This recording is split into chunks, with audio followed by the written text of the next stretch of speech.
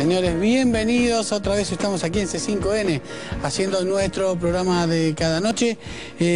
Mañana, como siempre, el de libros, no se lo pierdan. Voy con un pequeño adelanto. Vamos a mostrar poemas y poetas que no entran a Puan. No son los preferidos de letras, son los poetas y poemas que fueron musicalizados, que son parte de la canción popular latinoamericana. De Neruda, que a veces sí entra, a Hamlet Lima Quintana, va por ahí un poco el primero de los temas de mañana, esta noche. Sin embargo, estamos con política pura y dura en un ratito nada más.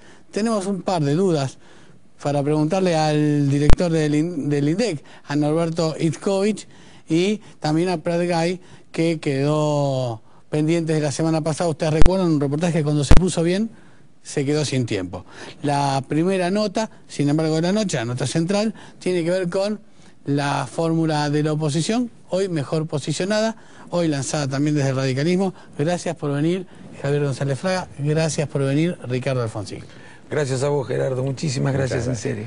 Yo tengo casi una sola pregunta para hacer. Ponele que ganan. Hoy los números parecen demostrar que... Hoy los números de las encuestas parecen decir que están lejos. No. Hoy los números de las encuestas dicen que el candidato a presidente con mejor intención de voto soy yo. Sí, sin duda. Por eso digo, la fórmula opositora mejor posicionada. No. De todos los candidatos a presidente, el candidato con mejor intención de voto soy yo. Eso dicen todas las encuestas. Porque Cristina aún no es candidata. ¡Ah, qué gracioso que fui! Exactamente. No, está bien, si no contamos Cristina... Bueno, está bien. Cuando tenés razón, tenés razón. No, 1-0 vas ganando, cuando tenés razón, tenés razón. Es cierto. Pero ponele que se presenta ahí el kirchnerismo y se te complica. Sí. Aún así... Sí. Yo no creo en los resultados de esas encuestas, sinceramente. No creo. No hay herramienta publicitaria más eficaz hasta que pase algún tiempo. Seguramente después la gente se va a dar cuenta que la encuesta. Y cuando la encuesta la encarga uno de los partidos que compite y además la publica, no creo en la encuesta. Y le sugiero a la gente que no cree. Las encuestas que nosotros tenemos, que no han sido publicadas, pero todo el mundo tiene derecho también a dudar de la veracidad de lo que voy a decir, a nosotros nos dan claramente un escenario de segunda vuelta, con nosotros segundos, pero y a unos 10, 12 puntos según la encuesta. Si tenemos en cuenta que faltan 5 meses, que recién se conforman las fórmulas y que podemos empezar a trabajar a partir de ahora, haciendo conocer nuestros programas, nuestras prioridades, nuestros equipos. Bueno, yo creo que podemos descontar esa diferencia y lograr así un empate en la primera y ganar por mucha diferencia en la segunda. La pregunta casi única de la noche, sobre la que quiero dar vuelta, es ¿qué dejarían igual o en el mismo sentido que... que este gobierno? Es decir, este gobierno y el de Néstor Kirchner claramente han dejado una marca fuertísima y han marcado el rumbo fuerte en muchos sentidos. Son una marca histórica fuertísima, algunos la critican más, otros menos. Por supuesto. ¿Qué dejarían de esto que se hizo y qué cambiarían de modo...?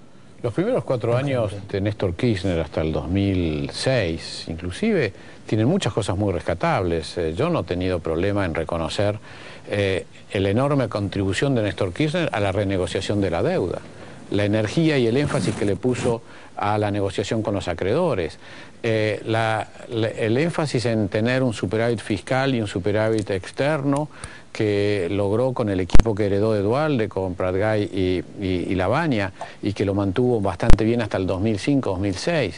Yo creo que hubo muchos elementos virtuosos. Yo creo que los desvíos empezaron en el 2006 en adelante, cuando intentaron frenar la inflación, destruyendo la industria ganadera con esas prohibiciones a exportar que provocaron la mayor liquidación de vientres de nuestra historia, que significa que hoy hayamos tenido los argentinos que bajar 20 kilos el consumo de carne por los precios que tienen. Todo eso fue el producto de esa decisión de frenar las exportaciones ganaderas, que les sirvió.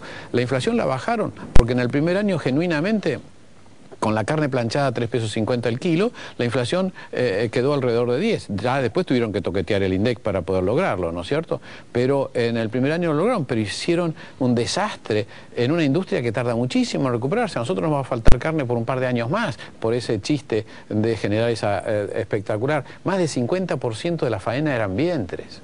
Entonces yo creo que después hubo muchos desvíos, después vinieron nuevos desvíos, brutales aumentos del gasto público que generaron un debilitamiento de los equilibrios fiscales, y después vienen atropellos a las instituciones, que yo creo que cuando hoy uno mira la macro de este gobierno y dice, ¿cómo con esta macro que no es tan mala, porque tiene una relación bastante mejor que Brasil, que Uruguay, que otros países, sin embargo paga una tasa de interés mucho más alta en los mercados, tiene mayor riesgo país? Y bueno, el tema es la falta de confianza en las instituciones.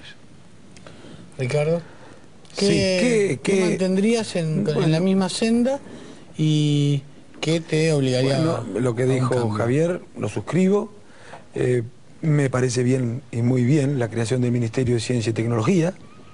Ni siquiera los oficialistas reivindican esto como debería ser reivindicado. Tal vez porque algunos oficialistas no comprenden la importancia de esto. Por supuesto que discrepo con muchas de las políticas científicas. Creo que deben estar orientadas a la investigación, no solamente a la cuestión vinculada a los salarios. El hecho de que no se hayan sumado, por ejemplo, a lo que tal vez un tanto exageradamente podríamos llamar la carrera armamentista de América Latina, a mí me parece muy bien eso, sobre todo en un continente en el que hay tantos habitantes, seres humanos, hombres y mujeres que viven en situación de extrema pobreza e indigencia. En fin, la reforma durante el gobierno de Néstor Kirchner de la Corte quedó ahí, y para corregir el sistema judicial o para mejorar y hacerlo más eficiente había que avanzar más sobre eso. Bueno, después creo que en términos institucionales, con excepción de esa modificación de la Corte, todo mal. Y eso también tiene consecuencias económicas. Todo, en términos institucionales, todo mal. Desde el INDEC hasta la justicia, hasta el federalismo, hasta el Parlamento, hasta el diálogo y consenso, todo creo que lo han hecho bastante mal. Durante este periodo el Estado ganó un rol mucho más importante, por cierto, que en los anteriores, incluso tomando los fondos de las AFJP, nacionalizándolos. Eso también creo que... Perdón, aerolíneas, por eso te número.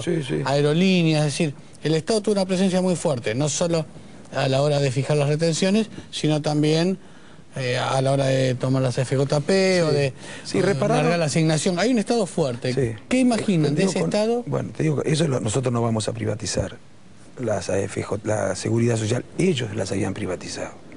Ellos habían llevado al sistema de seguridad social a la situación en la que se encontraba. Y ellos, sin mucha convicción, simplemente porque tenían déficit fiscal y no encontraban recursos, necesitaban caja, las estatizaron, no por convicción. Ellos las habían privatizado. Es bueno que se diga esto, porque quienes hoy están criticando la década del 90, en particular quienes hoy critican tan severamente, como si no hubieran tenido ninguna responsabilidad en aquellos años, fueron los que en aquellos años acompañaron la privatización del sistema de seguridad social, tanto que muchos de ellos estaban afiliados a FJP. Yo estaba en la del Estado y el partido se opuso, y ahora no era que nos oponíamos a la recuperación para el Estado del sistema de seguridad social, nos oponíamos a ese proyecto porque entendíamos que estaba elaborado o inspirado en la necesidad de contar con recursos para un momento complejo, en vísperas electorales, y no la necesidad de defender mejor a los jubilados. Queríamos otro modelo. Javier, ¿cómo imaginás el rol del Estado en un plan económico de ustedes? El tema no es intervenir o no intervenir, sino intervenir bien. O sea, yo quiero un Estado fuerte, pero eficiente. O sea, nuestro problema, por ejemplo, con el tema de la nacionalización de las AFJPs, yo coincidía, yo fui un gran crítico de las AFJPs y creía que iba a dejar 11 millones de excluidos, etcétera, pero no hacía falta hacerlo del ANSES. Se podría haber manejado manteniendo cuentas individuales de otra manera, pero rompiendo esa relación entre FJPs y bancos, que solamente en este país se dio. En la mayor parte de los países los bancos tienen prohibido interferir en los fondos de pensión porque hay un conflicto de intereses. Entonces yo me imagino un Estado fuerte, muy fuerte. Yo no tengo problema con que el gasto público esté en los niveles que está. Tengo problemas que esté en los niveles que está y que la pobreza no se resuelva. O sea, este gobierno ha llevado de 27 a 41 el gasto público sobre el porcentaje, pero sigue habiendo 3 millones de déficit habitacional. son muchos cientos de miles de millones de dólares. Fíjate la cifra que te doy, yo estuve calculando, son algunos plan Marshall. Me dijeron que no di esto, pero la mayor parte de la gente no sabe lo que es el plan Marshall. Pero bueno, no importa, yo soy de la generación que sabe lo que es el plan Marshall. Pero realmente, esto es el tema. Ahora esos candidatos te van a empezar a decir muchas cosas que no tenés que decir. Exactamente. Te van a decir, sí. mira, esto no, esto sí. Bueno, pero yo voy a tratar de ser como soy. Una de las cosas que le dije a Ricardo Alfonsín y a la gente